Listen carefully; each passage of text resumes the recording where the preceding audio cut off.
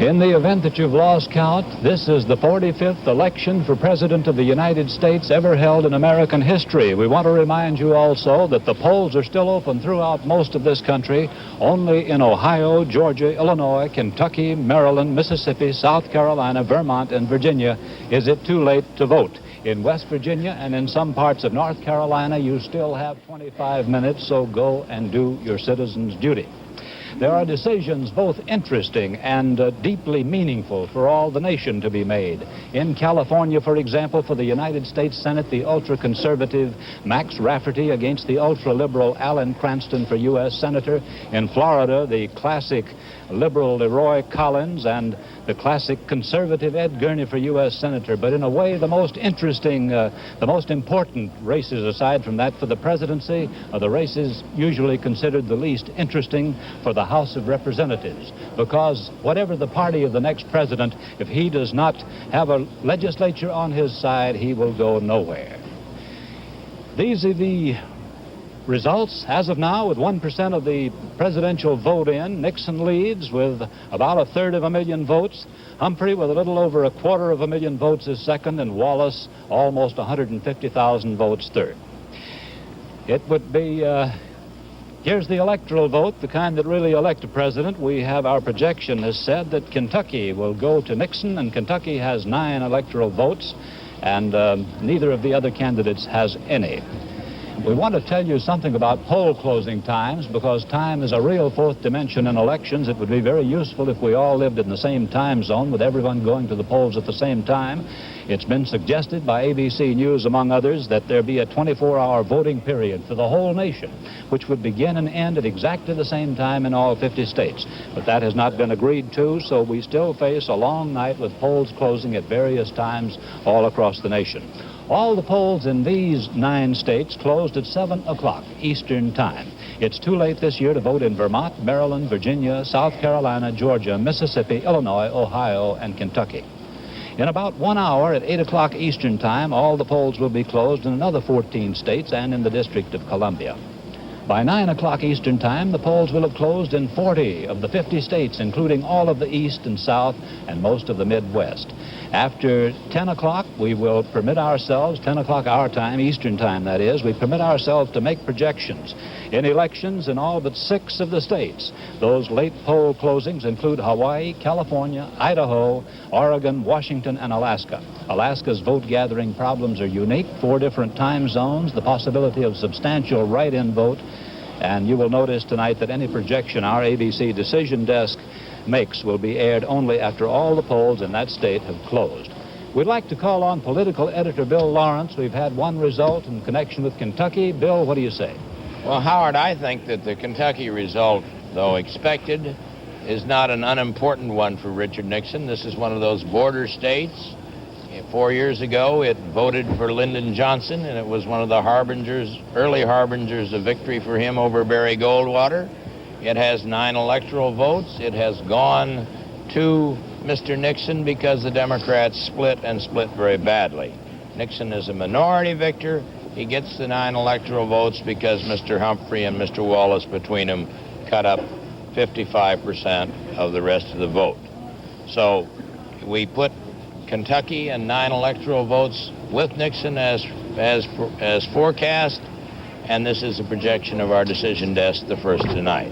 Now, our final ABC News survey, taken before the voting started at all, gave Nixon an edge, but it was a razor-thin one. The survey indicated enough electoral college votes in the Nixon column for him to win, but his doubtful margin of safety had dwindled so that if he lost only 9 votes more, he would not have the majority he needed.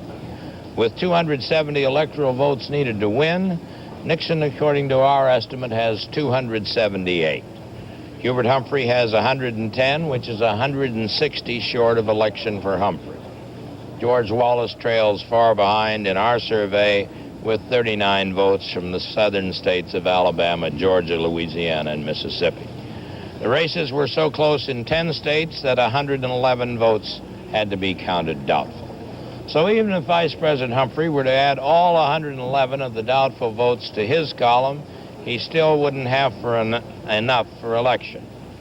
But if Nixon lost more ground, if, for example, he dropped a big state like Pennsylvania, which has been doubtful for much of the campaign, but which we now put in the Nixon column, he could drop well below the magic number of 270. Then the election would be thrown into the House of Representatives, or it would be resolved in a deal with candidate George Wallace.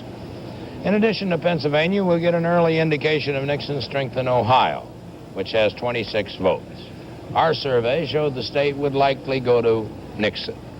But Humphrey's people are calling Ohio the keystone of their campaign, and they claim they're going to win it tonight.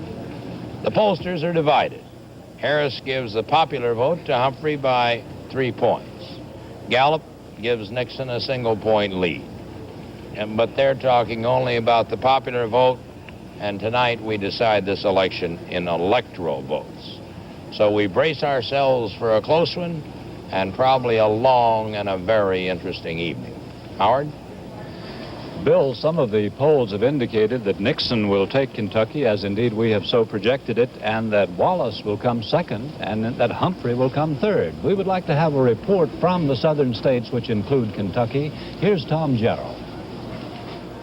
Howard, the only senator in the South running unopposed is in Louisiana, and that is Senator Russell Long. Of his 50 years, he has spent 20 years in the U.S. Senate. And in Louisiana, the Republicans are not yet strong enough, but they are certainly smart enough not to run a candidate against Russell Long. He, of course, is the son of the famous former Governor Huey Kingfish Long. He is the only senator to have had both his mother and his father hold that Senate seat before him. So Russell Long, of course, will be returning to Congress as the Senate Majority Whip. Running down some of the boards in the South, where we now have returns, in Kentucky, of course, we're projecting Nixon the winner. This comes as no major surprise. Perhaps the surprise here is Wallace's lack of strength in this state. He could have been hurt by his decision first to run former Governor Happy Chandler with him on his ticket and then dropping Chandler from the ticket. At any rate, Wallace polling very poorly in this state that was expected to be much closer between Wallace and Nixon. In a Senate race in Kentucky, some interesting returns coming in here. The Republican, Judge Cook, is running well ahead of Catherine Peden. In this race, Judge Cook is a Roman Catholic. Miss Peden, of course, would have been the only woman senator from Kentucky had she scored better. The major issue here was the President's Riot Commission report. Miss Peden, a member of it, endorsed it, and Judge Marlowe Cook, who is running well ahead of her, criticized the Warren Commission report. He has 53% of the vote, with 55% of the precincts reporting in Kentucky, and in the polls he was favored in that race. Some other races where we have figures in the South. In Tennessee, again, Wallace not scoring nearly as well as the bumper sticker polls indicated he would prior to the election. Wallace with 31%, with 21% of the precincts reporting in, and Richard Nixon doing very well in the state of Tennessee, drawing 42% of the vote. Humphrey running about as expected in this state. For the Wallace people down in Alabama, a bit more encouragement from their home state. The returns coming in now from the state of Alabama. We have some early returns, and they are indicating that George Wallace is polling about 74% of the early vote there in his home state. Some other Senate races we'll be watching very closely tonight are in Arkansas, where veteran Senator J. William Fulbright is seeking his 5th term. He, of course, is one of the most outspoken doves on the Vietnam issue, and he has his toughest opposition to date in the person of Republican Charles Bernard. Bernard, making his first race, has never held office before. He is not favored to win, but he certainly is the toughest opposition Fulbright has ever encountered. And in the Florida senatorial race, we have a racial moderate, a liberal, former Governor Leroy Collins, who is running against Congressman Ed Gurney, an outspoken segregationist. So Howard, the voters there will have a very clean-cut choice in that senatorial race in Florida. Tom, the results are still early in the presidential race, but a moment ago we showed the results after 1% of the precincts had counted their votes. Now it's 2% of the precincts having counted their votes, and Mr. Nixon maintains his lead with over 350,000 votes. Humphrey second with getting close to 300,000 votes. Wallace third with well over 150,000 votes. It takes millions of miles of electronic circuits to bring you these returns tonight, and computers and experts of all sorts, technicians, editors, and journalists. And the whole great machine is being set into operation by the person who picks up a phone and phones us in the returns. Those phones in about 3,000 key precincts in the nation are being manned by the organization which is probably the best one Americans ever thought up outside of Congress and the presidency and the Supreme Court. That is the League of Women Voters, and we welcome them to our reporting team tonight. Far the smallest of the four regions we're reporting on tonight is the eastern United States. However, it packs a tremendous electoral wallop, and Frank Reynolds is reporting on it. Frank, how does it look? Well, Howard, as you indicated, the East does pack a tremendous wallop, 142 electoral college votes. But as of this moment, most of the polls in the East are still open. The only thing registered on the boards are very early returns from the state of Vermont, with only 1% in, but nevertheless they can be considered probably a forerunner of things to come in Vermont, where Mr. Nixon is leading 67% to 29% for Vice President Humphrey. Senator Aiken in Vermont is unopposed. He is already elected. As a matter of fact, he was nominated by both parties. The Midwest is another area that we're going to be watching very closely tonight, especially that state of Ohio. There are 157 electoral college votes in the Midwest, and we have returns now from the state of Kansas, where Richard Nixon is running ahead of Hubert Humphrey. That is as expected. And you'll note, too, in the senatorial contest in Kansas that Republican Robert Dole is running in front of Democrat William Robinson for Senator Frank Carlson's old seat. And Dole seems likely to capture that seat. However, there is another evidence of split-ticket voting here. The Democratic incumbent governor, Robert Docking, is leading Republican Richard Harmon. And the Democrat, Governor Docking, is expected to run ahead of his ticket, but most of the pundits do not see his coattails as being big enough to provide a margin of victory for Vice President Humphrey in Kansas. In the Ohio contest, the Ohio turnout was very big today. It's expected to exceed 4.2 million. Mr. Nixon at this moment has a lead, 51% to 39%. It's probably too early, with only 1%, to decide whether that Wallace support shown there, 10%, is going to remain consistent throughout the evening. There was a very heavy turnout in Cleveland today. In the Ohio senatorial contest, you see the Republican State Attorney General William Saxby is running 55% to John J. Gilligan, the former congressman's 45%. There has been evidence of a big, heavy turnout throughout much of the country, and that's especially true in the Midwest today. Chicago will cast 1.5 million votes, that's 88%, and suburban Cook County will cast more than 840,000, that's 92%. Extremely high turnouts. It appears that Mayor Daley got out the vote in Chicago, Democratic Chicago, but the suburbs, which are usually helpful to the Republicans, also registered a very big vote in the suburban Chicago area. That's it for the East and Midwest right now. Howard? Well, Frank, nobody has crossed the 500,000 mark in the presidential contest yet. Nixon still leads substantially with 382,000 votes, nearly 383,000. The Democratic candidate Hubert Humphrey second, 314,000, and George Wallace, a fairly respectable third in vote count, 175,500. In terms of percentages, here's the way it looks. So far, Nixon has 44% of the votes counted, and Humphrey 36%, and George Wallace, just what the polls early predicted he would get before an alleged decline set in, 20%.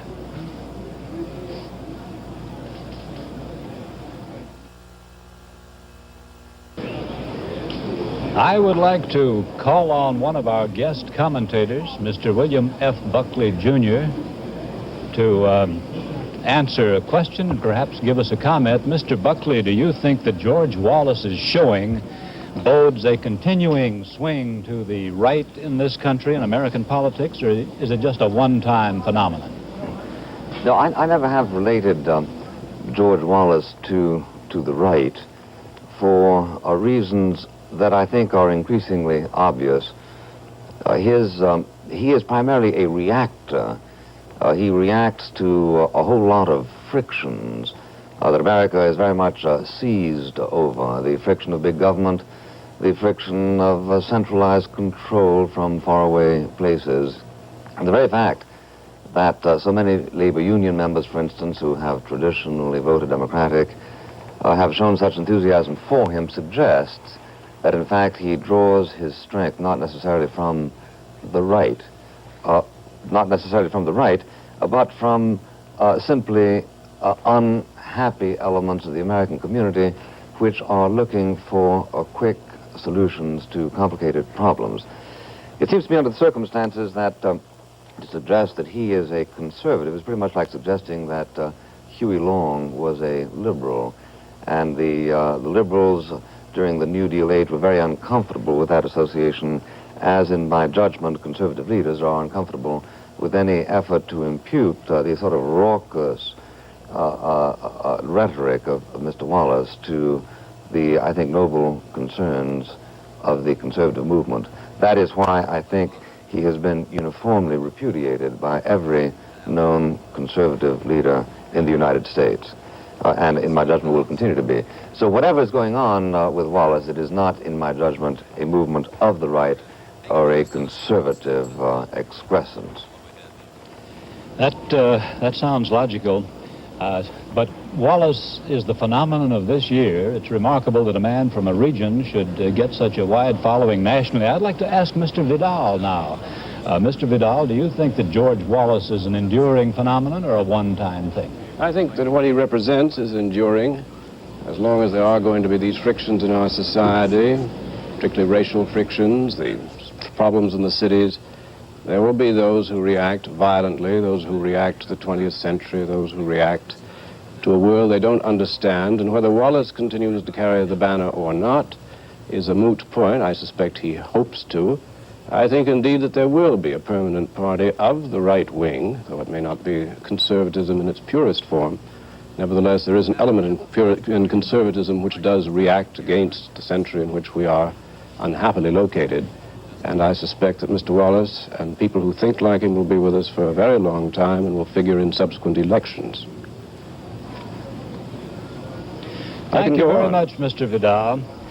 But these early results are coming in mostly from the Atlantic seaboard states, though some are inland. We've already projected Kentucky, won by Nixon, but most of these come from the Atlantic seaboard states, and they're worth watching because if Humphrey doesn't come out of the eastern states with a very big vote, he is going to be in trouble as the poll closing time rolls westward into the Middle West, then into the Rocky Mountains, which are Nixon country. So watch Connecticut, also watch Massachusetts for a negative index. Massachusetts should go Democratic.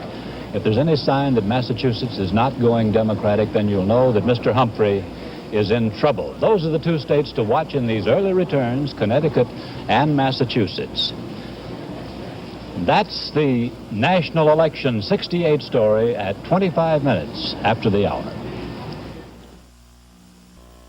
These figures is that from the first moment any figures at all appeared there, just a couple of thousand, they were in that same proportion. Nixon led by just about what he's leading by now, and Humphrey was second in about the same proportion, and Wallace was third. Let's see how the percentage votes look.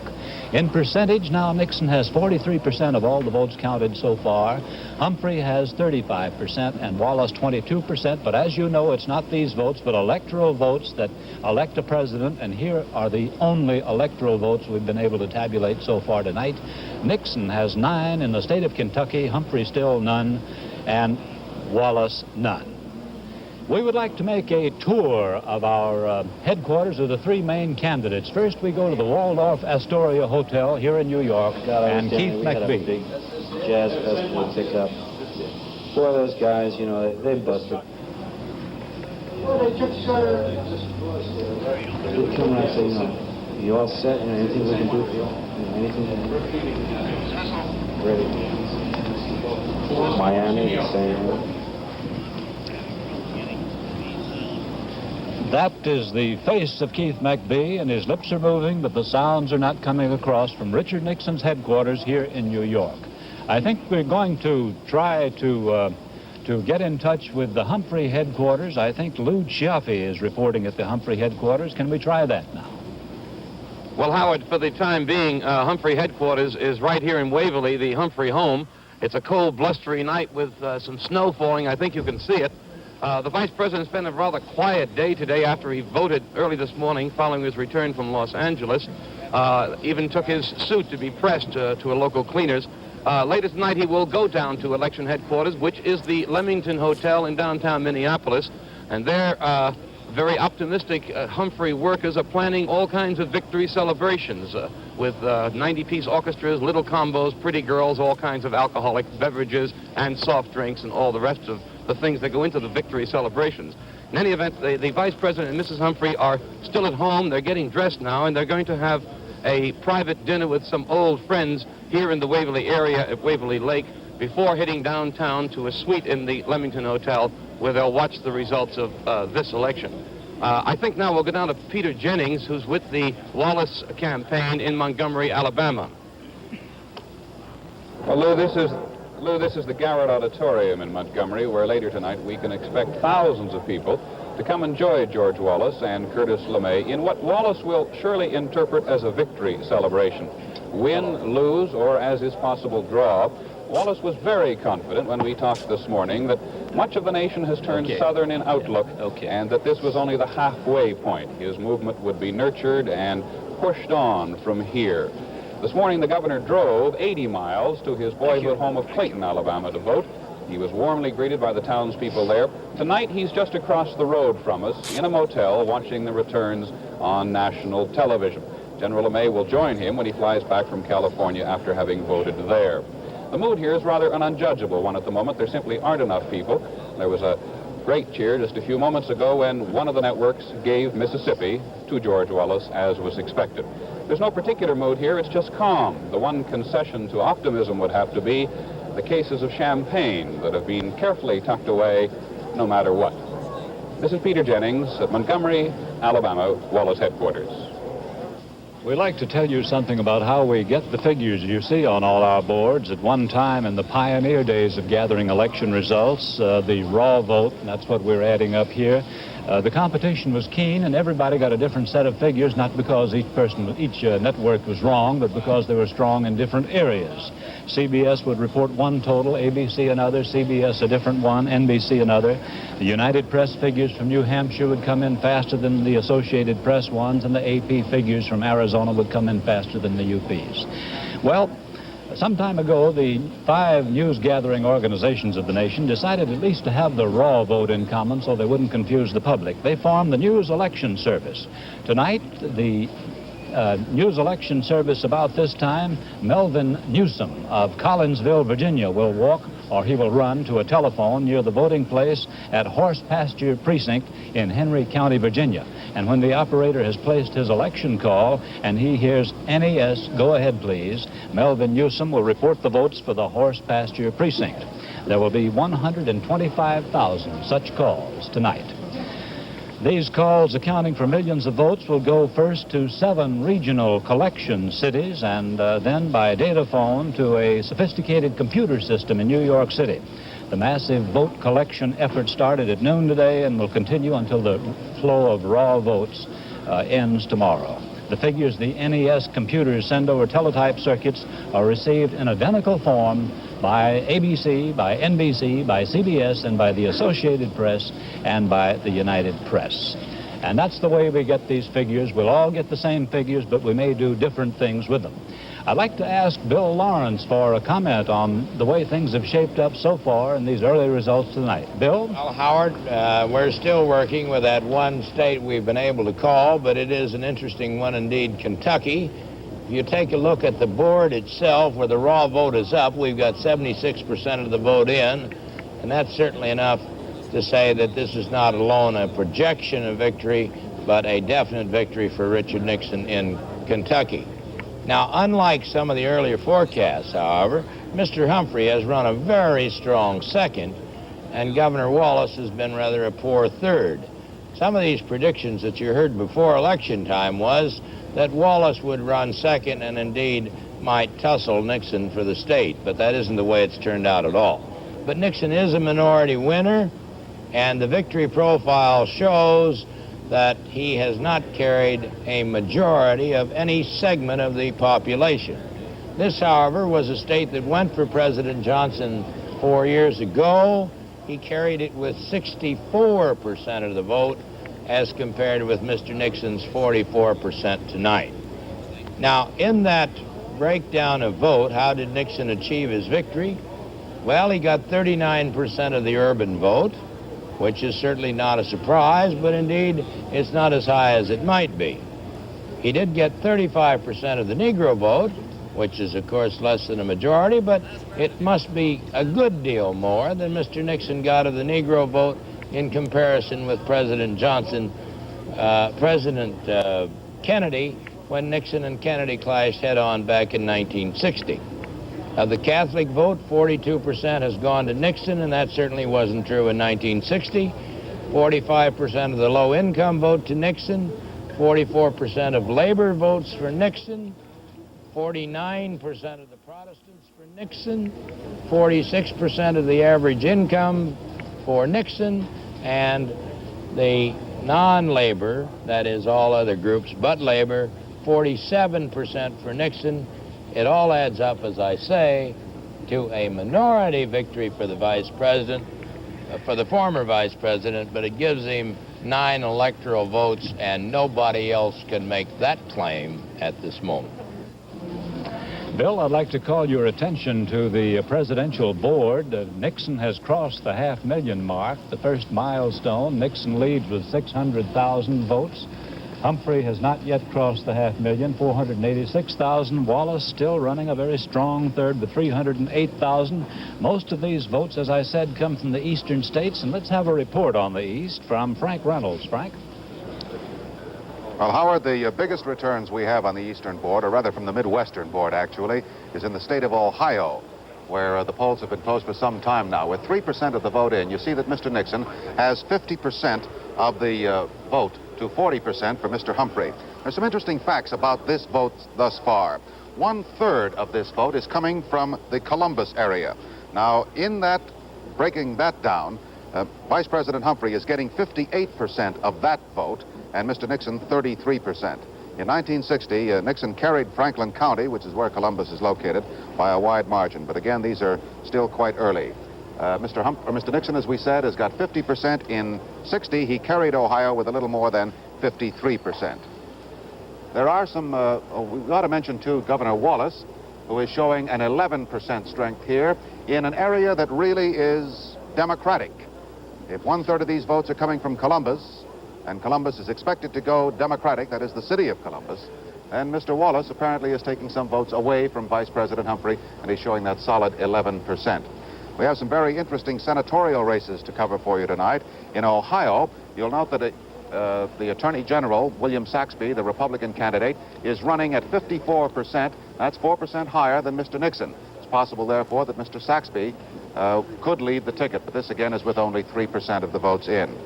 Other senatorial races to be interested in and to watch very closely tonight will be in Connecticut, where the incumbent Democrat Abe Ribicoff is facing a challenge from Republican Edwin May. We're expecting about a 90% turnout here, about a 90% turnout.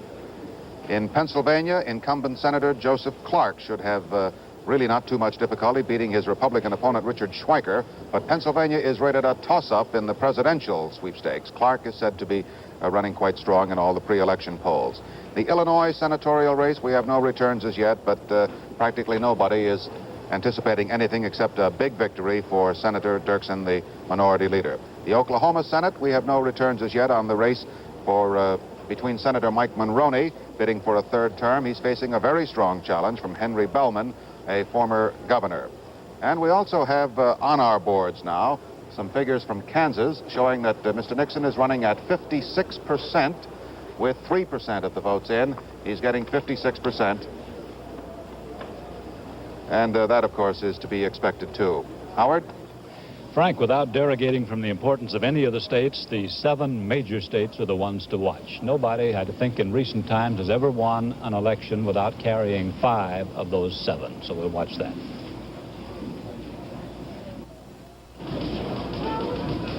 In the vote count in the presidential election, now the Democratic candidate Hubert Humphrey has crossed the 500,000 mark. Nixon still leads, 633,000. Humphrey second, 513,000. George Wallace still a tenacious third with 300,000. I would like to call on our guest commentators once more and ask them another question and beg them for a comment. I would like to call on Gore Vidal, first of all. Mr. Vidal, did the campaigning of either of the candidates change anybody's mind in this campaign, do you think? It's hard to tell about campaigning. It usually has a negative effect. People tend to vote for what they don't like.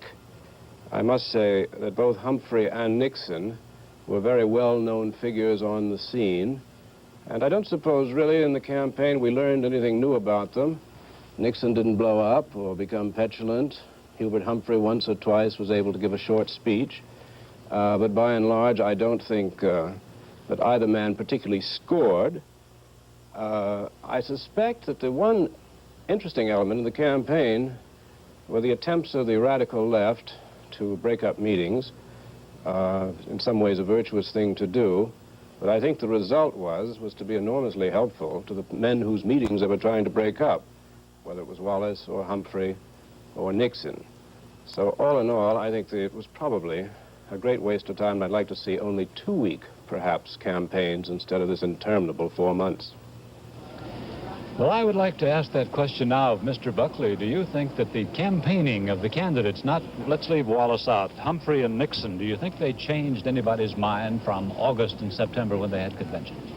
I don't think so much that people's minds were changed by the behavior or the remarks of Mr. Nixon or Mr. Humphrey so much as by the passage of time. There is no question but that during the past 2 months, Mr. Nixon's strength decreased relative to Mr. Humphrey's. But the reasons for that are, I think, less that Mr. Nixon made any egregious errors, or less that the country was all of a sudden fascinated by Mr. Humphrey. Rather, it seemed to me that the organizational strength of the Democratic Party gradually began to assert itself. And then after the trauma of Chicago was more or less assimilated, people began asking themselves the ancient questions. With which party am I likely to make material progress? Is it wise to change back to the Republicans? Thoughts of the Depression and the rest of it had an enormous impression. That rather than the candidates themselves. Thank you very much, Mr. Buckley. The Wallace vote that we've had so far is not surprising because most of those votes come from his base in the South. We'll see how he does when he gets outside the South, but let's have a report on the whole southern picture now. Tom Jarrell. Howard, in the South, let's go back to the state of Florida because we're getting in some new and fresh returns in the state of Florida, and perhaps a trend is beginning to develop in this state. In the presidential race, Richard Nixon has now taken the lead with 38% of the vote, with 7% of the precincts reporting in Florida. In the Florida senatorial race, former two-term Governor Leroy Collins is trailing conservative segregationist Ed Gurney, the congressman. Gurney has a very comfortable lead at the moment, and he probably will hold it because the northern part of the state is expected to go strongly for him. This in Florida with 5% of the votes reporting in. Leroy Collins perhaps was hurt in that race because there was a campaign photograph showing him during the Selma demonstrations marching along with the late Dr. Martin Luther King, and his opponents attempted to use this against him. He said he was there for principle and he stood on what he went there for. In North Carolina, in the presidential race, another very interesting state, and these are late figures with 3% of the precincts reporting in. Now back to you, Howard. Tom, ABC's projection desk has a projection. It deals with Kentucky, just as our past one did. Our projection indicates, and I repeat the term projection, that Marlowe Cook will win the United States Senate seat in Kentucky, now held by Thurston Morton, but being vacated by Senator Morton. Marlowe Cook, the Republican, will be the winner over Miss Catherine Peden, the Democratic candidate for whom Mrs. Lady Bird Johnson went to Kentucky to campaign. Cook's victory is a first. He is a Roman Catholic, and in the fundamentalist rural regions of Kentucky, he had a hard time. It was because of that. His religion was used against him. Miss Peden is a former commissioner of commerce in the state. She had the job of getting industries to come into Kentucky. And in that job, she traveled the length and breadth of Kentucky and became very famous and built up a great strength. In the Democratic primary in Kentucky, she faced 12 male opponents, and she defeated them all in a very well-organized campaign. But in this general election, she suffered from what Democrats have suffered from everywhere: divided councils and lack of support. And so apparently, if this projection is accurate, and we believe it is, Judge Marlowe Cook, the Republican candidate, will win the United States Senate seat in Kentucky over Miss Catherine Peden. And that's the National Election 68 story at 50 minutes after the hour. Republicans. I would like to call on our guest commentators once again. I believe Mr. William Buckley comes first this time. Mr. Buckley, I wonder if I could ask you, what effect do you think the bombing halt had on this election coming a week before the election? It seems to me likely that the bombing halt being called, when it was called, tended to confirm a lot of people's suspicion that the President of the United States is, or rather can be, highly cynical in his deployment of political affairs. Here is how I've heard a lot of people reason it, namely, that although we can all be sure that Mr. Johnson would not, under any circumstances, have jeopardized an opportunity for peace, still, coming as it did, this apparent overture from the North Vietnamese 3 days before an American presidential election, it could not have been made without specific reference to that election, and that under the circumstances to release that news at this particular moment inevitably gave the impression that it was news calculated to lead the American people along in this they don't like. Well, Mr. Buckley, I think Nixon dissented from that, did he not? Did he not say that he thought this was not a political move by the president? I think he did, and I think that he was almost bound to do so. I'm not bound to do so since I'm not running for president yet. Well, I would like... under the circumstances, the presumptions are always in favor of somebody doing the right thing. But in fact, those presumptions are strained by this kind of timing. Well, I would like to put the same question now to Mr. Vidal. Mr. Vidal, do you think the bombing halt coming a week before the elections had any effect on the way the polls have gone, on the way the election will go tonight? I don't think very much. Of course, Mr. Nixon is often bound to say things that he does not mean. We have been through this before. I suspect Johnson was certainly hopeful about the election, but he did it so very late, he did it so very crudely, he did it so very obviously, that it has worked out to have been, I don't think, of much use to Hubert Humphrey or to the Democratic Party. And there are those who feel that Johnson perhaps may have deep down inside a greater affinity to Richard Nixon than he does to Hubert Humphrey, who might possibly repudiate his war policy. Also, I think finally we must remember one interesting statistic, which is that 62% of the American people, we live in the age of polls, we worship pollsters, 62% of the American people did not want a bombing halt. So therefore, what Johnson did in effect was something which is not popular and obviously of no use to his candidate. I don't know whether Humphrey or Nixon lost in those comments, but certainly Lyndon Johnson did. He was considered cynical by Mr. Buckley in his political move, and it was not of much use anyhow, said Mr. Vidal.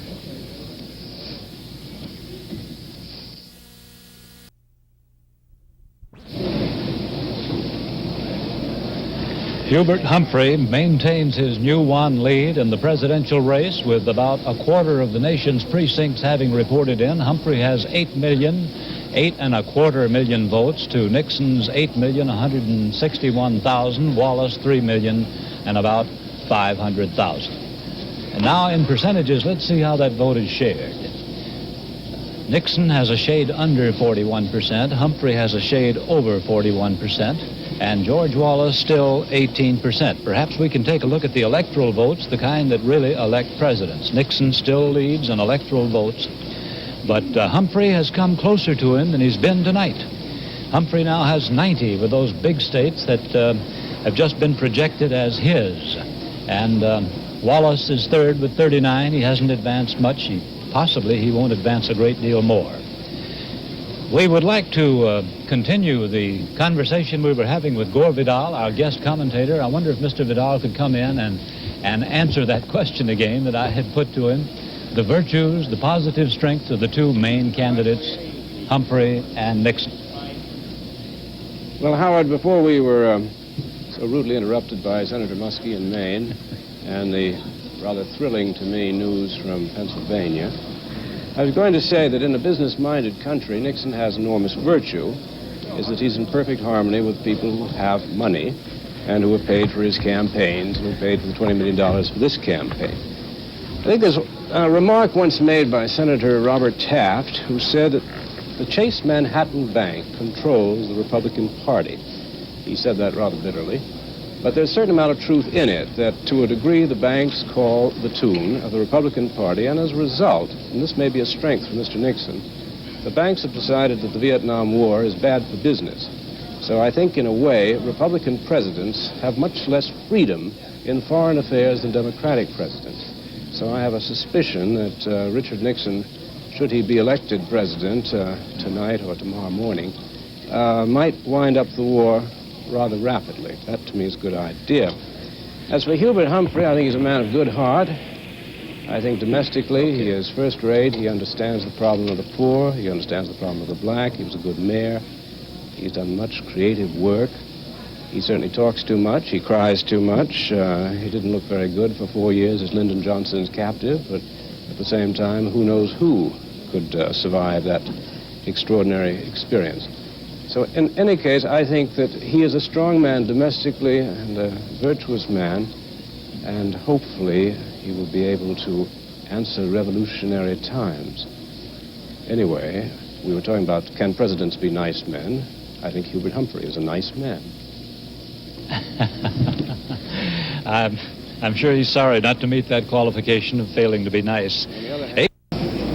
As you can see from that board with nearly half of the precincts of the nation reporting in, Humphrey has increased his lead. He now has 16,125,000 votes to Nixon's 15,365,000 votes. It is a lead getting on towards 800,000 votes. A big one. George Wallace has 6,256,000, far the biggest vote any third-party candidate has ever won in the history of the United States. Let's look at how this splits up in percentages. In percentages, Humphrey has 41% for the first time. Nixon has declined to 39%. Wallace has declined still another point to 16%. Now let's look at the electoral vote, the one that elects presidents. Remember, it takes 270 to be elected president. Humphrey leads with 180, Nixon next with 160, Wallace 45. But listen to this lower mathematics. There are only 153 electoral votes left to share out. Nixon has to get 110 of that 153 to win. Humphrey has to get 90 of that 153 to win. And if neither gets those figures, then it goes to the House of Representatives, where it will have to be decided by a vote of the delegations to the House. And they will probably, we can guess, have a hard time and take a long time in deciding. Meanwhile, the Senate determines who will be the vice president. The Senate, with an overwhelming Democratic majority, will doubtless elect Edmund Muskie. And so on Inauguration Day next year, we may see Edmund Muskie, the acting president of the United States, waiting for the House of Representatives to decide this vote. But I'm dreaming. I'm way out ahead of it. Let's go now to Nixon headquarters here in New York, in the Waldorf Astoria Hotel, with Ted Koppel reporting. This wild party atmosphere in the background can be somewhat misleading. On the surface, everything is as you see it down there, wild enthusiasm and optimism. It may still be too early to say that the Nixon camp is breaking out in a cold sweat, but there are certainly a few moist palms around now. Occasionally, cheers go up from this crowd down there as Nixon victories are projected in certain states. But the cheers have kind of a hollow sound because they refer to states where, for the most part, Humphrey was never considered to have a chance. I think it's fair to say that the Nixon people are as worried now at this particular time as they have been at any time during the campaign. This is Ted Koppel at Nixon headquarters. Pride in the state of Idaho. We told you a while ago there are only 153 votes left to share, electoral votes, to choose a president with. And Nixon has to get 110 of that 153 if he's to win without this going to the House of Representatives. If Humphrey can get 90 of those, he will win without it going to the House.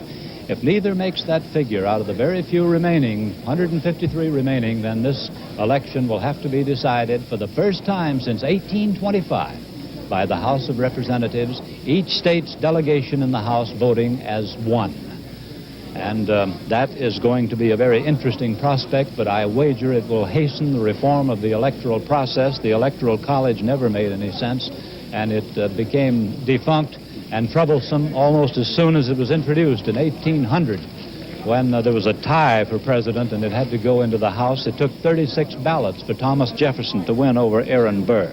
One more projection, the state of Utah, its 4 electoral votes will go to Richard Nixon. That, too, is not a surprise. We're moving now, and I think people who think that Humphrey may win this had better watch out for this. We're moving now into Nixon country.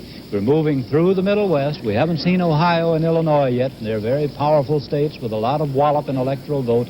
Then we move out to the far west, California, the second biggest electoral vote state in the Union, and then all the...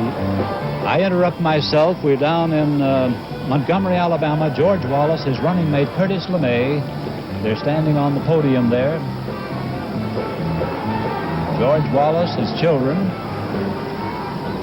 Wallace is not going to win as he predicted. I don't think many people thought he would, but he certainly has accumulated the biggest vote by far of any third-party candidate in American history, and he may succeed in throwing the presidential race into the House of Representatives due to the votes he has subtracted.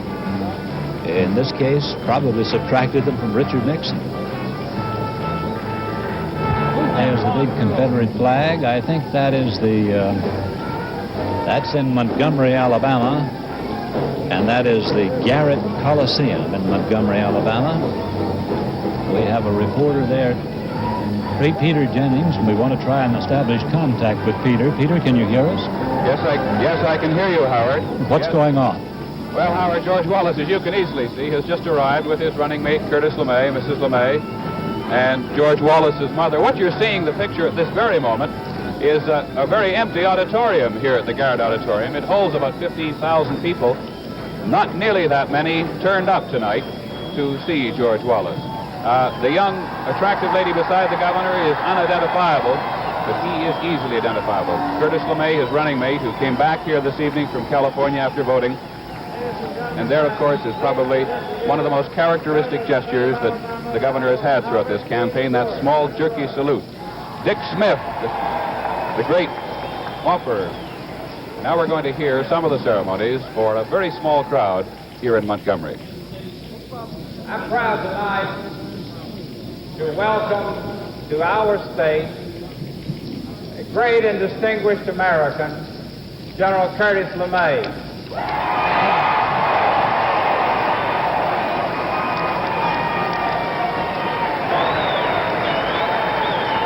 General LeMay This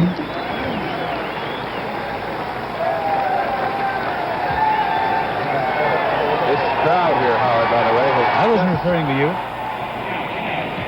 This crowd here has just been whipped into enthusiasm by the playing of Dixie by Sam Smith and the official party band that has traveled with the crowd. General LeMay, from the point, it has been very quiet. What the people of Alabama think about the presidential team of Wallace LeMay.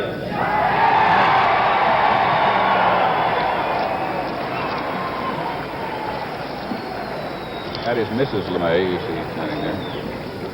And on behalf of the people of Alabama, I want to express our appreciation to you for joining with Governor Wallace to stand up for America. General LeMay.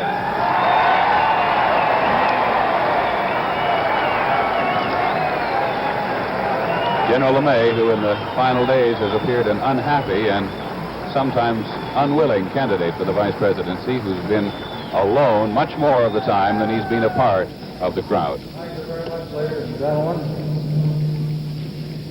I think it's a little bit early to talk about the results of the election as yet.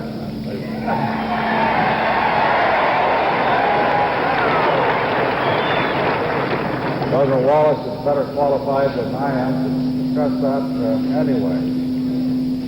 It was just 32 days ago that I made the decision to join Governor Wallace in his crusade. It only took me about 3 days to convince myself that I'd made the right decision.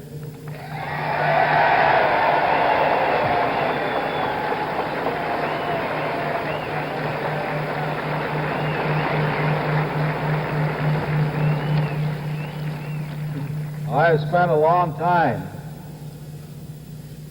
over 2 months, in trying to analyze the pros and cons of taking this step. And I knew what the odds were of winning, and this had nothing to do with the final decision that I made. I believe that before any balloting took place, that I'd accomplished most of my goals. Certainly, we've made a tremendous impact on the country that's going to be felt for a long time.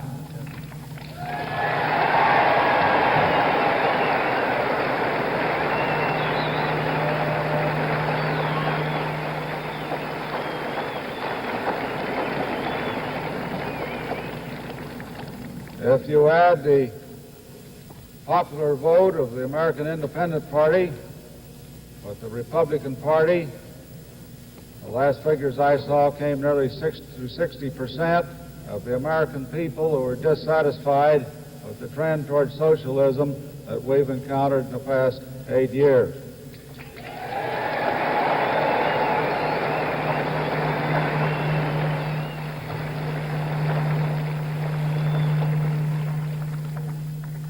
Before the end of the evening, as a matter of fact, I think it'll be in tomorrow before we really know, it may turn out the American Independent Party is more important than we ever thought it would be.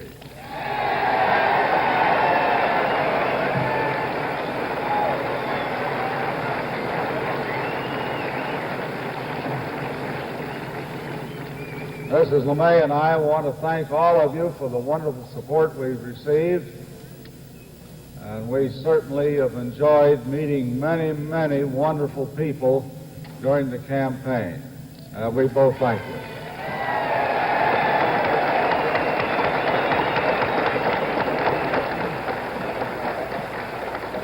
That is the kind of usual brief statement that General LeMay has to make at the beginning of most every campaign speech that George Wallace makes. Share this evening with us in Alabama.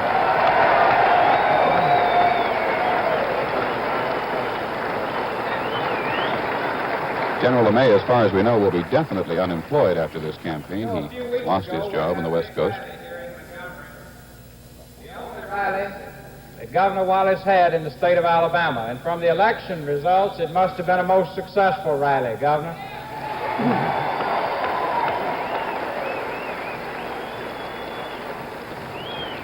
I had the privilege of presenting him to you and to all of those others assembled at that time. And tonight it's a great honor and privilege for me to again present to a group of devoted and loyal followers who have assisted and aided in this movement that began in Alabama in 1963, the man who has spearheaded it, who's been the voice of it, who with your help has sustained it across this country.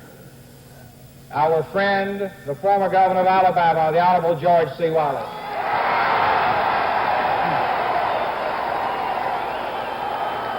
Incidentally, the man who introduced Governor Wallace is Albert Brewer, the present governor of Alabama. This will be the first time in this campaign, first time in most of this campaign, that Governor Wallace will not have spoken from behind a bulletproof podium.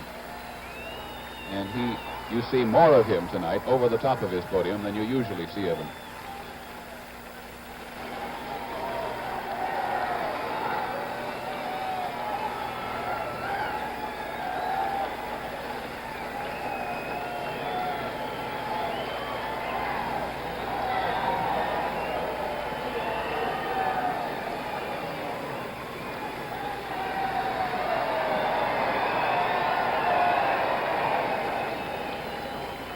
Governor Wallace's youngest child. He is moving over to one side of the stage and has now just disappeared to the other. I want to thank you, Governor Brewer, for not only being with us tonight, but the support you've given to our movement, which is part of your movement, that of the people of Alabama. And as General LeMay said a moment ago, the election, of course, is not over. And I think everybody understands that at the present time.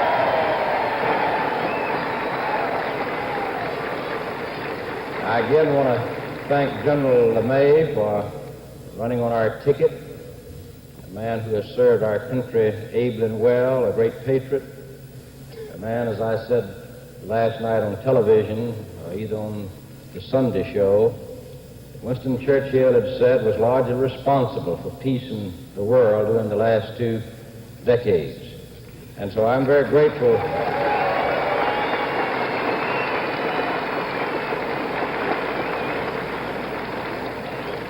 A man who helped defeat the Nazis and the fascists in World War II and helped to save at least 1 million lives in that conflict by bringing an end to it, the Empire of Japan. So, General and Ms. LeMay, thank you for being with us.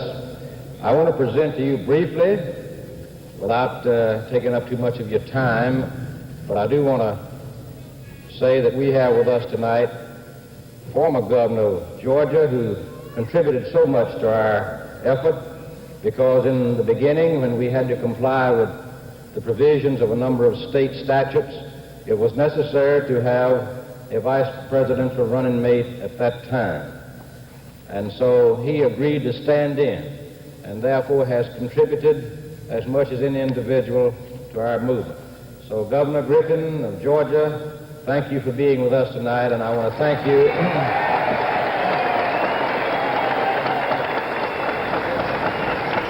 Our projection desk makes these projections. Frank Church, the incumbent senator, will regain his Senate seat in Idaho or hold on to it. Warren Magnuson, the incumbent Democratic senator in the state of Washington, will hold on to his seat in the United States Senate. And the Republican Senator Wallace Bennett of Utah will hold on to his seat in the House, in the Senate. Another first for Negroes tonight.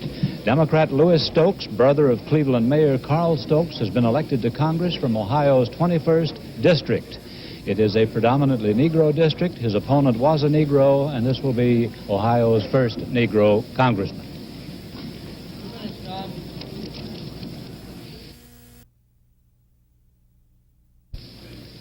In the state of Arkansas, Arkansas's votes are going to the conservative, George Wallace, but William Fulbright, the chairman of the Senate Foreign Relations Committee, is winning or has won his Senate seat back again. And our reporter, Charles Murphy, is with him in the Marion Hotel in Little Rock. Let's go down and listen to them. I am sitting with the senator at his headquarters in the Marion Hotel here in Little Rock. He has won big tonight. He is not only leading his party's ticket in the state, he is running well ahead of Governor Winthrop Rockefeller, the popular Republican governor. Now, Senator, I know you expected to win this election, but did you expect to win it this big? Well, I did expect to win it. I was pretty confident. After all, I've been senator here for 24 years, and I have great confidence in the discrimination and judgment of the people of Arkansas. I really wasn't very worried about it. I got a little distressed at the nature of some of the issues that my opponent brought up, but nevertheless, I've never been in any doubt about the outcome. You think these issues backfired, or? I don't think they helped him any. Perhaps I'd better explain that. I think you question the use of some of your statements out of context. Oh, yes. He went back 25 years and take a sentence out of a speech, you know, and try to make it mean the opposite of what it really did mean at the time. And question your patriotism. That's right, that's right. I don't think the people appreciate that. I think it did not help him. Senator, how important was the Vietnam War and your differences with President Johnson in this election? Well, I think it's important. I think there's been quite a change in the general attitude in the country and certainly in this state about the war. And I feel that many people believe now that I was correct in my judgment. Howard K. Smith is in New York, Senator, and he wants to ask you a question. I'll have to hold his earpiece up to your ear. Senator Fulbright, first of all, congratulations. And second, I would like to ask you how you estimate the next Congress will be. The last Congress gutted the Fulbright scholarships. Do you think you'll get them restored? I can't quite hear. Howard, he can't quite hear you. If you would give me your question, I'll repeat it to him. I said the last Congress gutted the Fulbright scholarships. Does he have hope that they'll be restored by the next Congress he'll be a member of?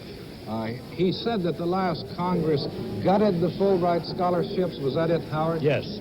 And he wonders if they will be restored by the next Congress. Yes, they cut it a little over 30%, but a much deeper cut in the countries in Western Europe. This is a result, I think, of the impact of the deficit in our budget, and particularly the war in Vietnam. If the war is over, I think this could be restored. If the war is not over and we continue with $80 or more billion for defense, then I don't think this or our domestic programs will be restored. Senator, back to my question on your differences with the president in the war. Are you saying that your views, which were once, I think, a minority view in this state, are now accepted by the majority? I believe so, and the polls show that, and I think that's true. But maybe that's oversimplified. I think the recent developments in the peace talks, and also the feeling that the war is dragging to a kind of a futile end, has been favorable to me. But by and large, this is not the main issue in the war. You ask if it's important. I think it's important. But much more important than that in this election are the domestic concerns in Arkansas, on which I spent most of my time. Now, are you saying also that there is a movement nationally toward your thinking on the war, and that possibly this would account for Senator or Vice President Humphrey's surge? I believe so, and the polls show this. The recent poll that showed, I think it was nearly 2-1, who approved of the stopping the bombing. This is what I mean. Well, of course, Mr. Humphrey hasn't won, but he is leading. Yeah, well, he hasn't won. I don't know that he will. He's doing better than most of the polls, and people expected him to do. Well, Mr. Nixon appears to have lost a golden opportunity. That was to have won this thing outright. What do you think, what went wrong with Nixon? Well, really, I'm a Democrat, and I'm not, never was supporting Mr. Nixon, and I'm biased on this. I don't think Mr. Nixon was the best candidate the Republicans could have put up. Do you think he should have debated? Do you think he would have done better had he debated? I don't know, because I'm not sure he's that good a debater. The last debate he had in a presidential race did not help him, so I don't know that it would help him now. It was generally believed that his debate with Jack Kennedy did him a great deal of harm in that race. So this is why I think he didn't debate this time. Well, Senator, as we've said, the election nationally is not over, and we don't know who will win, but Mr. Humphrey does have a slight lead now. Suppose he does win this election. Do you think that will give him, if not a mandate, at least an impetus to settle this war more quickly? I do, and I think if he wins with a clear majority, and if the houses, both houses are Democratic, I think he'll be in a position to do so. Thank you very much. We're talking with Senator J. William Fulbright of Arkansas, who has turned back his Republican challenger here in this state today. Charles Murphy reporting from the Marion Hotel in Little Rock. That was a state that is split three ways. Its electoral vote has gone to George Wallace, its governorship has gone to a Republican, and its Senate seat to a Democrat. You can't be more democratic than that. We're going now to our two guest commentators, and I think Mr. Buckley is first, and I would like to ask him, to what do you attribute Wallace's surprising vote tonight, the biggest vote any third party has ever won in American history? How about that, Mr. Buckley? Well, what is, to begin with, surprising about Mr. Wallace's vote is that it is so much less spectacular than what was widely predicted. It seems, as you pointed out a moment ago, to be crawling down a little bit every minute or so. But let's say that he ends up with 10, 12, 13, 14, 15% of the vote. Nevertheless, that is a substantial vote. And there are reasons for supposing that, number one, he got it in part because he has a base in the Deep South, in parts of the country that do very much fear that the Negro will end up dominating a regime which up until that moment has been securely white, at least since the end of the Reconstruction. Also, he is in favor of law and order, and I have no doubt that his direct approach to this particular problem widened his appeal far beyond the reaches of racism. Third, of course, he is and stands against some of the unnecessary complications with which people, in effect, urge on America its general impotence to cope with any problem. And finally, and by no means least, there is a sense in which there is an anti-establishment flavor in the Wallace vote, which is the direct complement of the vote for Senator McCarthy. Mr. Vidal, I would like to ask you for your assessment of this very large vote, even though it's not as big as the polls originally said, this huge vote for a third-party candidate who was a regional man, who is not an outstanding orator, who does not have a specific program. How do you account for this huge vote? Well, I don't think the vote is as large as many people anticipated. I thought it would be larger. I've always felt that we must never underestimate the essential bigotry of the white majority in the United States. It is easily aroused, easily frightened. I think recent developments, people are afraid for their jobs. In the northern cities, they're afraid for property values, their houses, that the Negroes will move in and their property values will be affected. I think that there are a great many really very real things that these people fear, and they're easily preyed upon by a demagogue who just says no, no, no to everything. And we all have those days in which the negative is the only true and honest answer. And I think, finally, it is a protest. What astonishes me about it is that so many people who are voting for Wallace said they might have voted for Bobby Kennedy or Senator McCarthy, and your mind reels. How on earth they can connect the two? But the problem is that they don't necessarily connect the two. What they're saying is that they wanted, let us use that dreadful word which we haven't heard tonight, charismatic leader. They want somebody who will simply say, we think this is a pretty lousy setup in the United States. We don't like the two major parties. We don't like the Republicans. We don't like the Democrats. We don't like Humphrey. We don't like Nixon. Let's get something done, even if it's to say no. And I think that no is a legitimate political position, no matter how wickedly, humanly it's based. And I think no is going to be with us for a long time. Well, Mr. Vidal, the voters of Pennsylvania have apparently said no to Senator Joe Clark, the liberal Democrat who holds the seat in the Senate from Pennsylvania now. We project that, I think his name is Richard Schweiker, four-term congressman, has been elected in Pennsylvania over Joe Clark.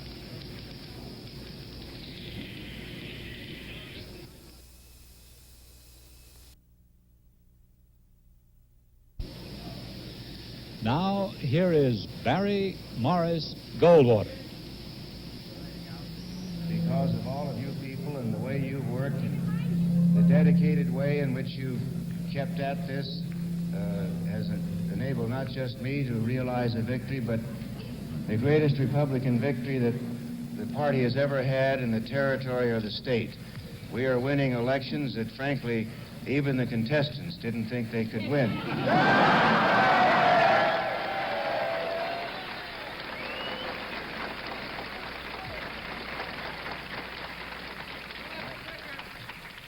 Thank all of you, not just for myself, but I know I speak for all the candidates with whom I've worked and who've worked with me, for the dedicated way in which you've applied yourself to this task of good government in our state.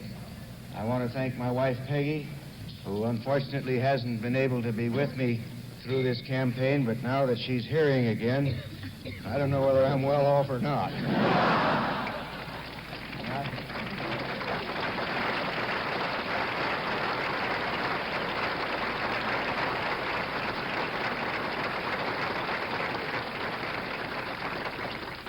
Thank all of my children, especially those three who came back from California. They're running out of water over there.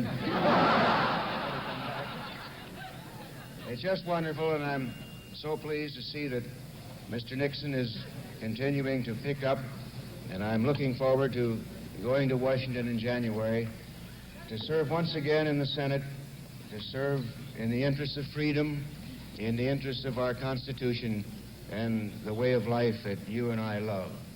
So, again, my thanks to all of you. I regret that 4 years have sort of pooped me out.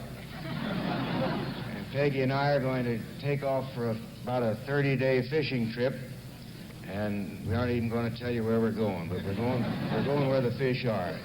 So thanks to all of you, and within a few weeks I'll be back, and I'll be seeing you all over this state as I've been doing all of my life. Thank you. Goldwater's campaign slogan has been, Senator Barry Goldwater, doesn't that sound great? And apparently enough people thought it did. Here now is The Vice President. I would like to go to the heart of one of those key states, Illinois, to Chicago, to the Democratic headquarters in Chicago, and Sam Donaldson for a report. Howard, one of the reasons we don't have any hard information on Illinois now is because of the old slow count. Devotees of the political process, going back, I think one of the famous cases was in Franklin Roosevelt's day when he was running for the governorship of New York, and Flynn was doing a slow count then, know that a slow count is holding out ballot boxes and holding out counts so that you wait to see what the other fellows come up with. Well, here in Illinois, both sides are accusing the other, and apparently with some justification, of a slow count. And the Cook County people, Mayor Daley's organization, complain that downstate Illinois is not reporting. That's the Nixon strength, supposedly, the Republican area. But Cook County isn't exempt. There are places here in Chicago that haven't reported fully, and a few minutes ago, a local judge sent 40 deputies out into suburban Cook County to try to get some action out there and to get the votes in. You see, both sides are waiting for the other fellow to announce his vote total. I wouldn't conjecture, certainly on the air, as to why they do this, but at the moment, both sides are very angry in Illinois. They can't get the other to declare himself. Any time when you expect to hear the results, so to know what the tide is so strongly it can't be reversed? Well, here at Daley headquarters, Mayor Daley, of course, has not been seen. He arrived here at the Sherman House about 11 this morning, and to my knowledge, he hasn't stuck his head out the door of the suite where he is watching very carefully what's coming in since then. But people have come to and fro. I've talked to a few of them. They seem to indicate that the Daley organization is not optimistic about the statewide chances of the vice president, William G. Clark, the senatorial candidate who's running against Everett Dirksen, and of Sam Shapiro, although they hold out more hope for Sam Shapiro, the present governor, against Richard Ogilvie, than they do for William G. Clark or for Hubert Humphrey. Now, they're not making a concession, and I'm not saying they've given me any hard figures. They haven't. This is simply the mood that's been transported outside the doors by Daley stalwarts as they come to and fro. Well, Sam, that's a key state, and we'll probably be back to see you after a while. The state of Illinois, the state of Ohio, and then the state of California. If you add those votes from Wisconsin, where Nixon is expected to lead, this could be a very tight Nixon win. It's 18,000 for Gregory. I'd like to ask our guest commentators a question. I think Mr. Vidal is first this time. It is said that someone asked a Humphrey aide what Humphrey needed to win, and he said 4 more weeks. Do you think that if this campaign lasted 4 more weeks, Humphrey would win? I wonder if the country could stand another 4 weeks of this particular campaign. He seemed to show signs of picking up. There's still signs he might conceivably win this thing tonight. It's possible that the bombing halt might have been more helpful to him and to his cause than many people thought. I think perhaps at the last minute, those, myself among them, who followed the Senator McCarthy line and rather withdrew from the Democratic Party, that there was a great sense of, well, gosh, we really don't want Nixon, do we? And the other alternatives didn't seem to be too appetizing. So in a sense, there has been a sudden turning toward him and a sudden suspicion of Nixon, which is perennial, but in this case, the hollowness of the campaign that he has conducted. I sometimes wonder myself, I ran into somebody who said he was going to vote for Cleaver, an old Democrat, but he said the thought that Mark Lane would be one heartbeat from the presidency made it impossible. Well, I would like to ask Mr. Buckley now that same hypothetical question. Do you think that if this campaign had gone on a week or 2 or 3 more, that Humphrey would be a sure winner at the rate he seemed to be picking up support? Oh, no, no, I don't think so at all. It seems to me that if Mr. Humphrey had continued in his present course and in his present frenzy for another 4 or 5 weeks, he would have ended by so confusing his constituency that it would have been very difficult to situate him. He has taken already so many positions, for instance, on ending the bombing, that it takes a computer to keep track of them. And I do think that after another few weeks, he might very well have persuaded a critical number of people that he was so much carried away by what I persist in calling his desire to endear himself with everybody, that he would all of a sudden have ended up meeting himself coming around a corner and causing a considerable national confusion. So I think that he probably reached his high point about now. Thank you, Mr. Buckley. We have a projection from the state of South Dakota, which is going Republican. The liberal Democratic Senator George McGovern will win the election and will retain his seat in the United States Senate. We want to, that's the scoreboard there as it stands now, but we expect, and it's been a prediction all along, I think, throughout the campaign, that McGovern was a stronger campaigner than the former governor of the state, Archie Gubrud, whose name you saw there, and McGovern was expected to win.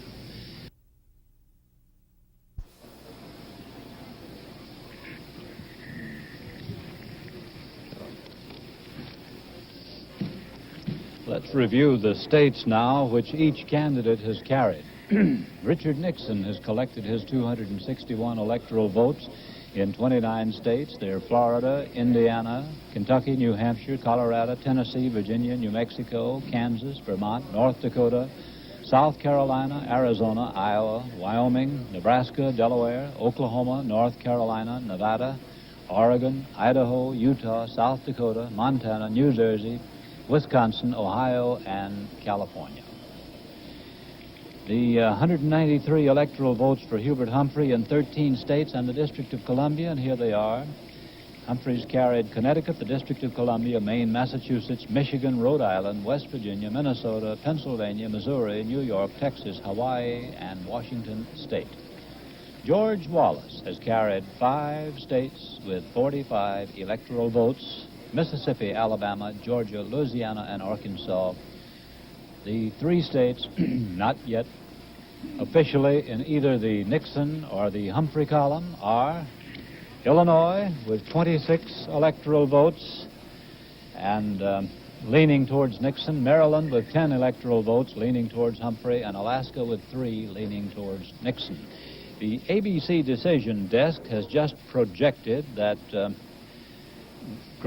Mike Gravel, the Democratic candidate for the United States Senate, will be the winner of that Senate race in Alaska, despite a write-in vote from Senator Greening, who occupies the seat now. He defeats Elmer Rasmussen, the mayor of Anchorage, reputed to be the wealthiest man in Alaska, in a fairly tight race. So Gravel is the senator. A Democratic senator replaces a Democratic senator. We want to go to Washington now and to the Republican headquarters and Bob Clark. Well, Howard, some Republicans in Washington are waking up with headaches this morning, despite the fact that they're apparently going to put their man in the White House. The biggest headache of all probably belongs to Jerry Ford, the House Republican leader, who hungered mightily to become Speaker of the House. The latest projection would indicate that the Republicans are going to pick up something less than 10. At the moment, they have a net gain of about 3 House seats. Jerry Ford had hoped to gain at least 30, which would have made him Speaker. There's a rather classic irony in this, in that Jerry Ford and one of his principal lieutenants in the House, the chairman of the House Republican Conference, Mel Laird, are probably the 2 most pragmatic Republicans in Washington. They had worked as hard as they could behind the scenes, and there are still untold stories about this, at Miami to weld together the Nixon and Rockefeller wings of the party. More than anything else, they wanted a winning ticket, and they held out hope to the end that somehow they could get Governor Rockefeller on that ticket. They didn't, of course, succeed, and one thing we might speculate about this morning is how much effect it might have had if you had had one of the big vote pullers in the number 2 spot of the Republican ticket, whether it had been Nelson Rockefeller or John Lindsay, someone who might have given Richard Nixon just enough extra octane to carry the House Republicans to victory also. This is the Republicans in the House will survive. They'll get along. They have their man in the White House, but they'll be about 20 votes at least short of enough to rule the White House. They'll have to go on dickering, making deals with Southern Democrats. They're good at this. They've done it for a long time, and they'll get by with it. But they're not going to be able to control the House. Jerry Ford isn't going to be Speaker of the House, and that's why he has that big headache this morning. Thank you, Bob. This is, we're back here in New York. Bob, does anybody indicate when they expect to hear from Illinois, the final result? They ought to know. Powerful in that state. We're in a standby situation down here. They're obviously waiting for word from headquarters, and headquarters as of now is the Nixon command post in New York City. You're not going to get another beep out of anybody down here until Richard Nixon decides whether it's time to issue a victory statement from New York City. Well, your sharp ears have doubtless noticed that we haven't had any beeps down here either. Richard Nixon went to bed early and hasn't been seen or heard from. But we'll go on following these results ourselves. We're putting key precincts into computers, and we hope that eventually the result will be sure enough to announce and to go ahead and decide the election one way or the other. And we'll be in touch with you when we do. Let's take a look at the boards now and see how the election count stands.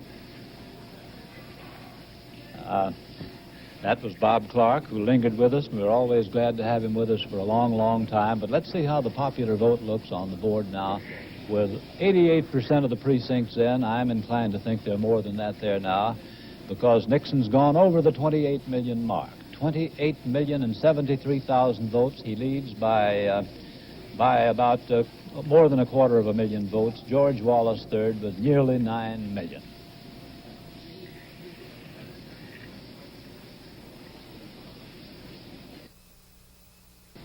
Okay.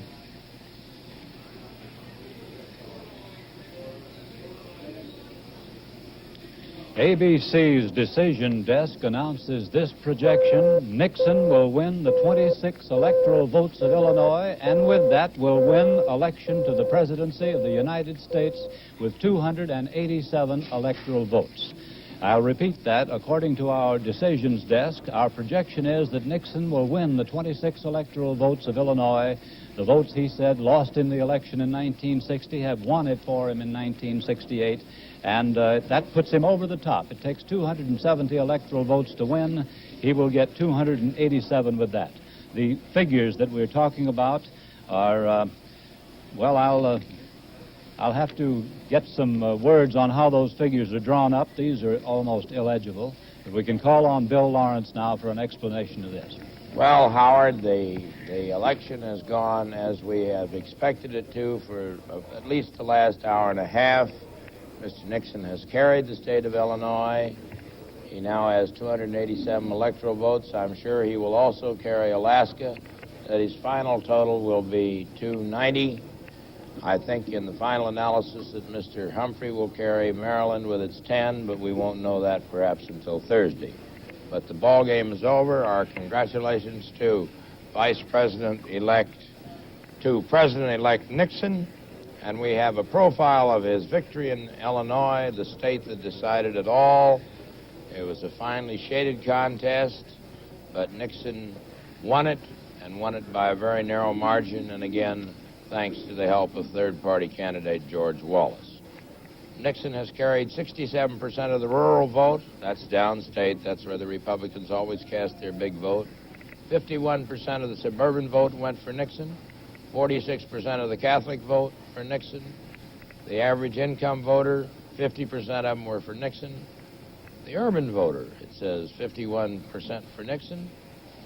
Now, the Negro vote, though, reached perhaps an all-time low for any Republican candidate, only 4%. Those of low income had 8%. Labor, as a whole, gave Nixon 37% of its vote.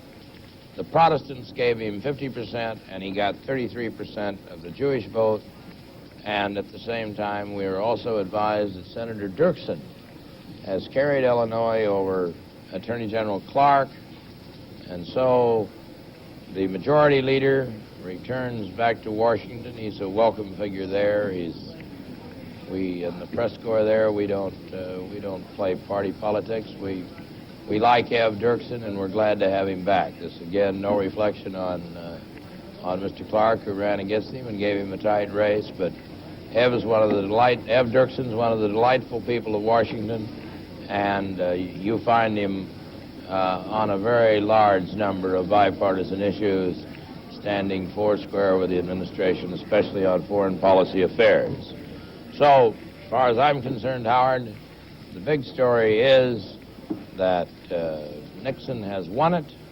He's won it with, I guess, 290 electoral votes, where he credited him for sure with 287. He needed only 270 to win. The vice president has 193 now. It will perhaps go to 203 if he carries Maryland, as I expect. And Wallace stands with 45 and his 5 states. Wallace has failed in his gamble to force this contest into the House of Representatives, where he could make his deal beforehand, or he could make his deal, as he said on Issues and Answers last Sunday, on a variety of subjects with the kind of people who thought like he did. In other words, somebody who would adopt his kind of platform, his kind of non-enforcement of civil rights laws, his kind of appointment of different kinds of Supreme Court justices than we now have. At the same time, we have a victory profile for Dirksen's victory. Dirksen carried 73% of the rural vote, 38% of the urban vote, and Dirksen got only 9% of the Negro vote. That's a surprise. Labor went 42% for Dirksen, and the Protestant vote was 57% for Dirksen. The low-income voter, Dirksen got only 10%. The Catholic vote, he got 52%. And suburban Illinoisans voted 59% for the minority leader, Everett McKinley Dirksen, who will be back in Washington for another 6-year term.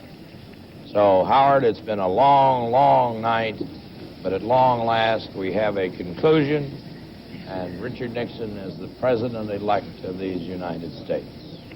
Howard?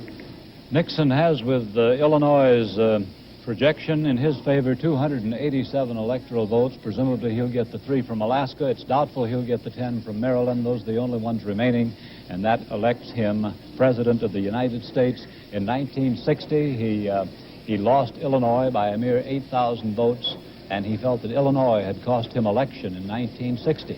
Now, in 1968, it is the same state which has given him the election with total of 287 electoral votes. At 8:15 Eastern Time, ABC's Decisions Desk announced the projection that Nixon would win Illinois and give him the necessary votes to go over the top in this presidential election, which, so far as we're concerned, is now settled. And that's the National Election 68 story at 25 minutes after the hour. Okay.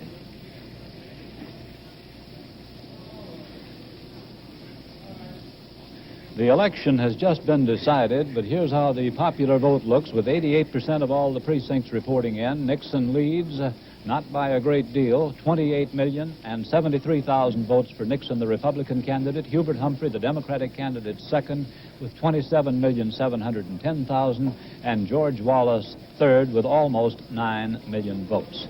Now, in the percentage of the votes, let's have a look at that board. So close, we can't make a distinction without a decimal point. 43% of the votes for each Nixon and Humphrey, with Wallace 14%. Wallace doing a little worse than the poll said he would. In the electoral vote, the one that counts, it takes 270 votes to become president. Nixon has 287, just won them about 10 minutes ago. Humphrey second with 193, Wallace third with 45.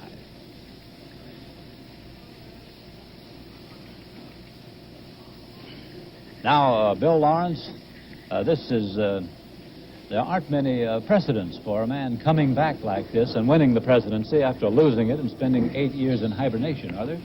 Well, indeed, Howard, in the history of the two-party system, no two-time candidate a candidate who has lost once and been renominated has ever been elected to the presidency. This is, William Jennings Bryan tried it 3 times, never won. Adlai Stevenson tried it twice, didn't win. Thomas E. Dewey tried it twice, didn't win. Richard Nixon has tried it twice and won the second time. We speculate, and this is pure speculation, not a projection, that Humphrey leading in Maryland will get those 10 election votes, and that'll put him over 200. But Nixon has 287, and that's how many it takes. So then Alaska presumably will go to Nixon. That will give Nixon 290 to Humphrey's 200. ABC's coverage of Election 68 will continue after this message. 13 and a half hours after we began this report on elections, we go into the final half hour of Election 68. And the main news, of course, is that Richard Nixon has been elected President of the United States. The votes of Illinois put him over the top, giving him 287 electoral votes. It takes 270 to win. Here is how the popular vote over the nation looks at this moment. 88% of the precincts have reported in with complete results. Richard Nixon leads, not by a great deal, but he leads in popular vote, 28 million to Hubert Humphrey's 27,710,000, and George Wallace, with the biggest vote any third-party candidate ever got in American history, has nearly 9 million votes. Let's see how the electoral vote looks. That's the one that elects a president. In the Electoral College, Nixon now has, with Illinois' votes, 287 votes. It takes 270 to be elected. Humphrey is second with 193. We expect he'll end up with a little over 200. And George Wallace has 45 electoral votes. In the other races in the nation, the governorships, we will have summaries of those in just a moment, but I want to tell you about our projection on Illinois for Nixon, which settled this race. It was based on a combination of raw votes and the projection of key precincts. The figures you've seen on our boards are raw votes, the absolute figures.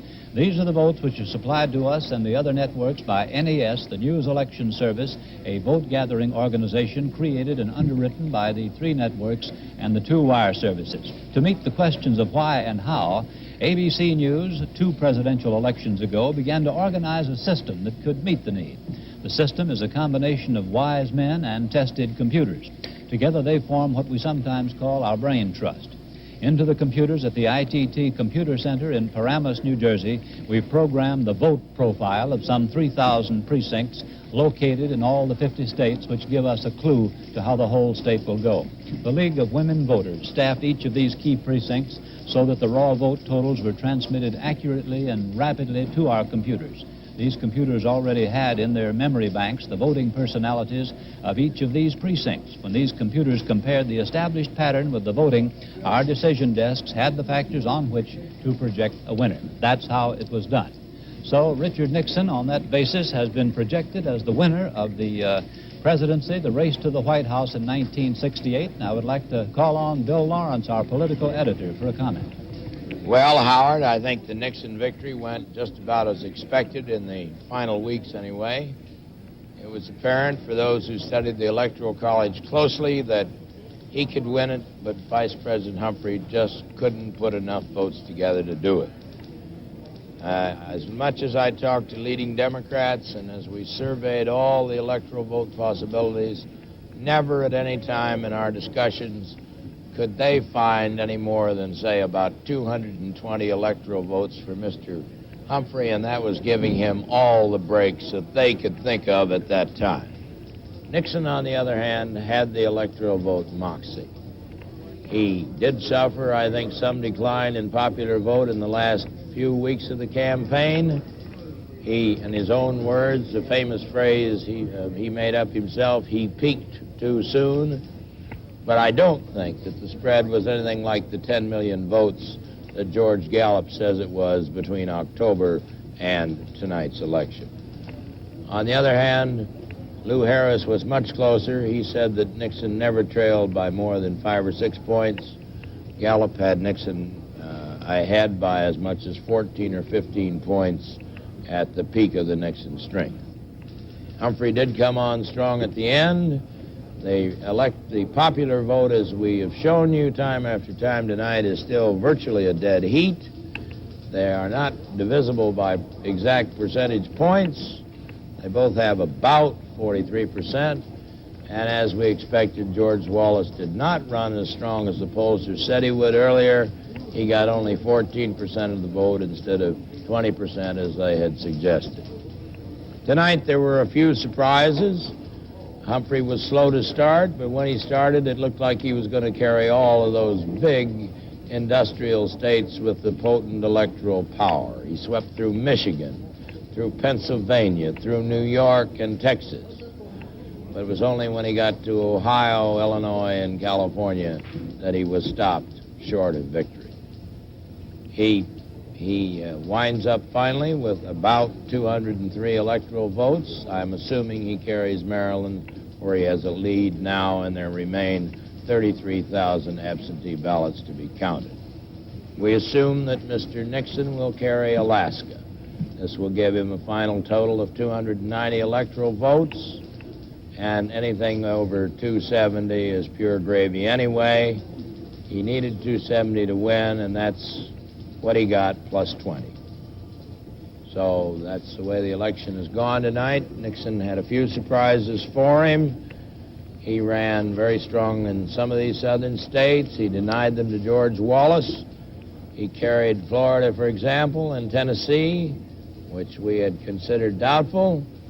And indeed, in those states, it was Humphrey who ran second, not Wallace, especially in Florida, where the Wallace threat just simply didn't materialize, but it was enough to give Nixon a victory over Humphrey in a traditional Democratic state. At the same time, the Republicans have picked up perhaps a net of 4 or 5 seats in the Senate. They have a net gain as of this time, in my reading, of only 3 seats in the House. Some of the people we'll be welcoming back to Washington will be people like Barry Goldwater after a 4-year absence in his defeat by Lyndon Johnson. Satisfactory victory, a very satisfying victory for Barry, coming back from Arizona to replace the aged Carl Hayden, who finally retired. So, Howard, it's been a long, but it's been an interesting evening, and it's one of great satisfaction to have been taken part in it with this great ABC team that we assembled. And my congratulations, our congratulations, to President-elect Nixon. Howard? Well, Bill, the main result is on the board behind me. Nixon has won the presidency of the United States with 287 electoral votes, 14 hours after the vote count began. We'd like to go over the other results. There's a certain sameness about it. Small gains by the Republicans for the governorships. The Republicans on that board, you can see the present holders of state houses. At present, they're called old there. In fact, they're still present. 24 Democratic governors, 26 Republican governors. Well, you can see on the line above, the Republicans have gained a net gain of 4 state houses in this election. In the United States Senate, the present composition of the Senate is shown by that lower line, 63 Democrats, 37 Republicans. And the upper line, I don't believe, is quite complete. 58 Democrats and 41 Republicans. In fact, I believe the Republicans have a net gain of 4 places in the United States Senate as well. 4 governorships and 4 places in the Senate. And the House of Representatives, according to our count, well, there's the old House, the present House, 247 Democrats, 188 Republicans, and it hasn't changed drastically. It looks as though the Democrats have lost 5 and the Republicans have gained 1. Well, that's not what my totals show. They show a net gain of 4 seats in the House of Representatives for the Republican Party, a net gain of 4 governorships for the Republicans, a net gain of 4 places in the United States Senate. Now for a report from the South and the Western states, here is Tom Jarrell. Howard, summarizing, here are some of the key races tonight, some that had some suspense to them and some that were surprises as the night and morning drew along. That big suspense, of course, in the West was in California, where its 40 electoral votes would go. It took us 8.5 hours before we had a projection on Richard Nixon, and our projection is holding true now with 93% of the precincts reporting in. Richard Nixon has 48% of the vote, and he's expected to widen that gap just a little more as some of his strength in the southern part of the state begins to be tallied. In the state of Washington, we had a slight surprise, not a great deal, but this state was expected with its 9 electoral votes to go to Richard Nixon, but it is Humphrey State, one of the few in the far west, along with Hawaii, that he has taken. And a race I think everyone is probably interested in, that's that Senate race in Arizona for Carl Hayden's seat. Barry Goldwater has claimed that for the Republicans. Mr. Conservative will be returning to Washington, and he, of course, plans to be the ranking newly elected senator in Washington when he returns there after the first of the year. In Oregon, we still have a race that's too close to call. Robert Packwood, a dynamic young campaigner going against the old warhorse Wayne Morse, who at 68 was challenged for his age by Packwood, who is 36. Morse was expected to be reelected, and there's a good chance he still will, because some of the key precincts that hold his votes still have not been tallied, so that race still too close to call in the Oregon Senate race. In New Mexico, in the gubernatorial race, also now we have 95% of the precincts in, and incumbent Governor David Cargo has slipped off to a slight lead. He'll need to hold it to beat the challenge there of Fabian Chavez. In Texas, in the presidential race, we had a little bit of a surprise tonight in that this race was expected to go to Richard Nixon, but President Johnson, along with a coalition of Democrats, liberals, and conservatives in the state, managed at the last moment to swing Texas with its 25 electoral votes to Hubert Humphrey early in the evening. That was one of his key states. In West Virginia, in the race for governor of that state, the Democrats had the state house, but conservative Republican Congressman Arch Moore has now apparently won this race. He has 96% of the precincts in. We have projected him the winner. He has 51% of the vote. This, too, was nip and tuck all night, and Moore apparently was successful in his decision to leave Congress and seek the gubernatorial position here. So those are the key races in the South and in the West as we've watched them tonight. The Wallace campaign, of course, in the South failed to materialize outside of that of a regional candidate carrying the 5 Deep South states that he was expected to carry. And without the bargaining power that he was hoping to get by being the spoiler in this election, I suspect that it will take much of the wind out of the sails of the Wallace campaign. Okay, Howard, that's it for now. Thank you, Tom. The election is over, but the story of Election 68 is not. After we leave our Studio 1 here, our ABC News staff will continue to cover this story. We'll interrupt our regularly scheduled programming today for any newsworthy event in connection with these elections. We will most probably be hearing from Mr. Nixon and from Vice President Humphrey. We'll be back with more on Election 68 after this message.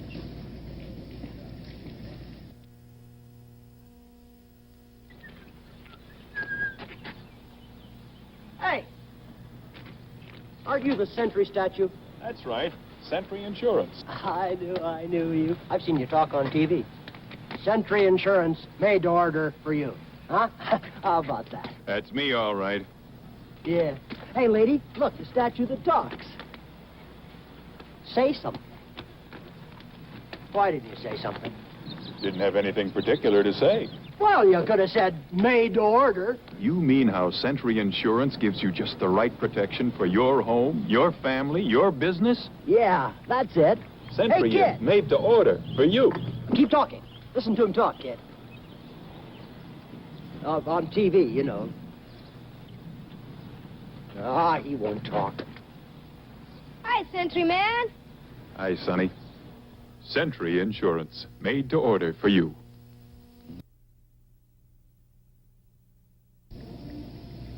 Well, Nixon has the presidency by the vote you see behind me. I would like to make one closing comment. The kind of country he inherits, the candidates and a lot of people in America have tried to talk us into believing we're very sick. Yet, if this is sickness, who needs health? A couple of weeks ago, sick Americans completely swept the Olympics until it began to seem as though the Star-Spangled Banner had become the Olympic anthem. A week ago, we learned that Americans swept all the Nobel Prizes for science. At this moment, our personal incomes, the highest in the world, are rising. Unemployment has not been this low since 1945. We have some inflation, but it's the least inflation of any Western industrial country. Far more Negroes vote today than ever in history before, and from the highest places in the nation, for the first election ever, Negroes watch. From the Supreme Court, the Cabinet, to the President, and Negroes earn appreciably higher median incomes than ever before in all history. Altogether, we're not perfect, but Mr. Nixon will inherit a fairly healthy animal. This is Howard K. Smith for ABC News. Good night. Oh, I have one more word for you. Page 103. The election is over, but the story of election 68 is not. After we leave our studio here, our ABC News staff will continue to cover the story. We will interrupt our regularly scheduled programming today for any newsworthy event. We will most probably be hearing from Mr. Nixon, the president-elect, and from Vice President Humphrey, his opponent. Stay tuned to ABC for the continuing story of Election 68.